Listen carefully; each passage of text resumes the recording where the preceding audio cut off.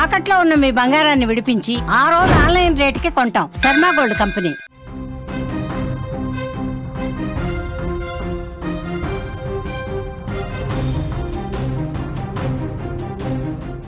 Breaking news చూస్తున్నాం. కరీంనగర్ అత్యాచారం కేసులో కొత్త విషయాలు బయటకు వస్తున్నాయి. పేషెంట్కు మత్తిచ్చి అత్యాచారం చేశాడు కాంపౌండర్. ఉద్దేశపూర్వకంగానే పేషెంట్ మీద అత్యాచారం చేసినట్లుగా గుర్తించారు. మద్యం తాగి అశ్లీల వీడియోలు చూసి ఈ దారుణానికి తెగబడ్డట్టుగా తెలుస్తోంది. కాంపౌండర్ను అరెస్ట్ చేసి కేసు ఫైల్ చేశారు పోలీసులు. నిందితుడిని మీడియా ముందుకు తెచ్చారు పోలీసులు. మొత్తం కేసుకు సంబంధించిన డీటెయిల్స్ బయటకు వస్తున్నాయి. కరీంనగర్లో సంచలనం సృష్టించిన ఆసుపత్రి అత్యాచారం కేసులో పోలీసులు వేగంగా దర్యాప్తు పూర్తి చేశారు. ఈ కేసులో కీలకమైన ఇంకొన్ని కొత్త విషయాల్ని పోలీసులు మీడియాకు వెల్లడించారు.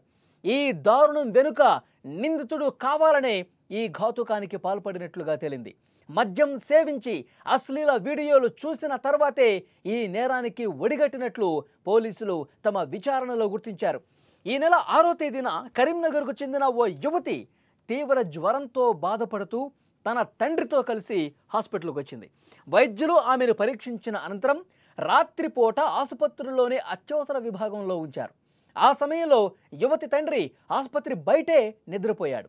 అర్ధరాత్రి వేళ అంటే 7వ తేదీ తెల్లవారుజామున అదే ఆసుపత్రిలో కాంపౌండర్గా ఓటీ టెక్నీషియన్గా పనిచేస్తున్న దక్షిణామూర్తి నిద్రిస్తున్న ఆ యువతి చేతికి మత్తు ఇంజెక్షన్ ఇచ్చాడు.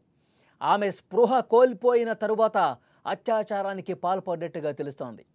ఉదయం మెలకువ వచ్చిన తర్వాత ఆ యువతి జరిగిన దారుణాన్ని గ్రహించింది. వెంటనే తండ్రికి విషయం చెప్పింది. బాధితురాలు ఆమె తండ్రి కలిసి వెంటనే పోలీసుల దగ్గరికి వెళ్లారు. ఫిర్యాదు అందుకున్న పోలీసులు వెంటనే కేసు నమోదు చేసి దర్యాప్తు ప్రారంభించారు. నిందితుడు దక్షిణామూర్తిని అదుపులోకి తీసుకున్నారు. మొదట్లో నేను అసలు ఏం తప్పు చేయాల, దక్షిణామూర్తి ముందుగా దబాయించాడు. నాకేం పాపం తెలుసు, నేనేం చేశాను, నాకు అసలు ఏమాత్రం సంబంధం లేదు, వాళ్ళు ఏదో చెప్తే మీరు నమ్ముతున్నారు, నన్ను నిందితుడిగా చూస్తూ ఉన్నారు, ఇది కరెక్ట్ కాదు, నాకు అసలు నేను ఏమీ చేయలేదు అని బుకాయించాడు, దబాయించే పరిస్థితి చేశాడు. ఇక పోలీసులు లాభం లేదనుకుని తమదైన స్టైల్లో కోటింగ్ ఇచ్చి విచారిస్తే అప్పుడు నేరాన్ని ఒప్పుకున్నాడు. ఘటన జరిగిన రాత్రి తాను మద్యం తాగి అశ్లీల వీడియోలు చూసి ఈ దారుణానికి ఒడిగట్టినట్లు పోలీసులు ముందు ఒప్పుకున్నాడు. చేసిన తప్పంతా ఒప్పుకున్నాడు. ఆ సమయంలో ఏం చేశానో పిన్ టు పిన్ అనేది పోలీసుల ముందు చెప్పేసినట్టుగా తెలుస్తోంది. యువతుల పట్ల ఆసుపత్రుల్లో ఇలాంటి ఘటన జరగటం పట్ల ప్రజలు ఆందోళన చెందుతున్నటువంటి పరిస్థితి ఉంది. మొత్తం పోలీసులు చాలా సీరియస్గా ఇన్వెస్టిగేట్ చేసి అతన్ని చాలా అంటే మామూలుగా కాదు, ముందు చాలా దబాయించాడు, నాకేం తెలియదని. కానీ పోలీసులు ఎలా రాబట్టాలో తెలుసు కదా, ఆ స్టైల్లో అడిగితే మొత్తం ఒప్పేసుకున్నాడు. తాను ఏం చేశాడు, మద్యం ఎక్కడ కొన్నాడు, ఎప్పుడు తాగాడు, తర్వాత ఆసుపత్రికి వచ్చి ఏం చేశాడు, ఇవన్నీ కూడా చాలా క్లియర్గా ఆసుపత్రికి వచ్చి అక్కడ ఆమెకు మత్తు ఇంజెక్షన్ ఇచ్చిన తర్వాత మద్యం తాగిన తర్వాత అశ్లీల వీడియోలు ఫోన్లో చూసి ఆ తర్వాత ఈ దుర్మార్గానికి ఒడిగట్టినట్టుగా పోలీసుల విచారణలో మొత్తం ఒప్పుకున్నాడు. ఇప్పుడు ఆసుపత్రుల్లోనే రక్షణ లేని పరిస్థితి కనిపిస్తుంది. ఆసుపత్రుల్లో అమ్మాయిల్ని జాయిన్ చేపిస్తే వాళ్ళ హెల్త్ ఇష్యూస్ ఉండి అడ్మిట్ అవ్వాల్సిన పరిస్థితి వస్తే ఇక్కడ మానాలు పోయే పరిస్థితి ఉందా? ఇంత దుర్మార్గంగా ఆసుపత్రుల్లో పరిస్థితులు ఉన్నాయా? ఇప్పుడు మత్తు ఇంజెక్షన్ ఇచ్చిన తర్వాత ఈ దుర్మార్గం చేశాడు. ఉదయాన్నే ఆమెకి ఏదో అనిపించింది, అట్లా ఏదో దారుణం జరిగిందని చెప్పి అనిపించి పోలీసులు కంప్లైంట్ చేసింది. ఎందుకంటే ఆ మత్తులో ఉంటుంది కదా, కొద్దిగా తెలుస్తోంది ఆమెకి. అసలు ఈమె ఇలాంటి వాళ్ళు ఎంతమంది ఉండొచ్చు? చాలామందికి తెలియకపోవచ్చు, కానీ తెలిసిందే కాబట్టి ఇది బయట ప్రపంచానికి సమాచారం వచ్చింది. ఇప్పుడు ఆమె పోలీసులు కంప్లైంట్ ఇచ్చింది కాబట్టి బయట ప్రపంచానికి తెలిసింది ఈ దుర్మార్గాలు, దారుణాలన్నీ. కానీ బయటికి చెప్పలేని వాళ్ళు ఎంతమంది ఉన్నారు, అసలు గుర్తించలేని వాళ్ళు ఎంతమంది ఉన్నారు.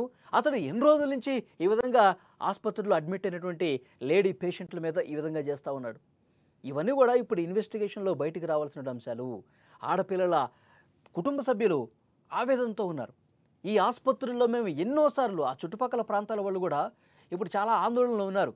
మా పిల్లల్ని ఎన్నోసార్లు ఇక్కడ జాయిన్ చేయించాము, ఇక్కడ ట్రీట్మెంట్ తీసుకున్నాం, ఈ ఆసుపత్రుల్లో ఇంత దుర్మార్గమైనటువంటి డాక్టర్స్, కాంపౌండర్స్ ఉన్నారా? ఇంత దారుణంగా మాన ప్రాణాలు ఆడుకునేటువంటి వ్యక్తులు ఉన్నారా ఇందులో అని చెప్పి భయపడిపోయే పరిస్థితి ఉంది. సో చాలా సీరియస్గా యాక్షన్ తీసుకోవాలని చెప్తున్నారు. నిజంగా ఆసుపత్రుల్లో ఇంకా ఎవరైనా ట్రీట్మెంట్ కోసం రావాలంటే భయపడే పరిస్థితి ఉంది. ఇక్కడ నిజంగా రక్షణ ఉందా ఆడవాళ్లకు? ఆసుపత్రులు అంటే ఒక దేవాలయంగా చూస్తారు. వైద్యం చేసేవాళ్ళంటే దేవుళ్ళగా చూస్తారు.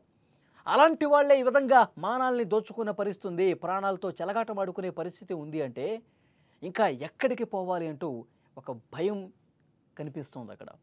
సో పోలీసుల్ని డిమాండ్ చేస్తూ ఉన్నారు. ఆ కుటుంబ సభ్యులే కాదు, ఆ బాధితురాలి కుటుంబ సభ్యులే కాదు, మొత్తం ఆ ఏరియాలో ఉన్నటువంటి ప్రజలందరూ కూడా డిమాండ్ చేస్తూ ఉన్నారు. వాడిని కఠినంగా శిక్షించిన వాడు ఇంతకుముందు కూడా ఏమైనా దుర్మార్గాలు చేసి ఉండొచ్చు, వాటిని కూడా వెలికి తీయండి. ఆసుపత్రుల్లో ఒక గట్టి నిఘా పెట్టండి. అమ్మాయిల్ని ఆసుపత్రుల్లో జాయిన్ చేపించి 4-5 రోజులు ఉంటారు ఆసుపత్రిలో, కుటుంబ సభ్యులను బయటే ఉంచుతారు. మీరు లోపలికి రావద్దమ్మా, మీరు బయటే ఉండాలి, మేము పిలుస్తాము, ఏదైనా ఇంజెక్షన్ అవసరమైనా, పేషెంట్కి ఏదైనా అవసరమైనా మేము పిలిచినప్పుడే మీరు రావాలని చెప్తారు. కానీ లోపల వీళ్ళు ఏం చేస్తూ ఉన్నారు? ఇది నిశితంగా గమనించాల్సినటువంటి విషయం. ఆసుపత్రుల్లో మహిళలకు సంబంధించి, అమ్మాయిలకు సంబంధించిన రక్షణ ఉండాల్సినటువంటి అవసరం ఉంది. దీని మీద పోలీసులు ఎలాంటి చర్యలు తీసుకోవాలో ఆ గట్టి చర్యలు తీసుకోవాలి. ఏ నిందితుడిని మాత్రం చాలా తీవ్రంగా శిక్షించాల్సినటువంటి అవసరం ఉంది.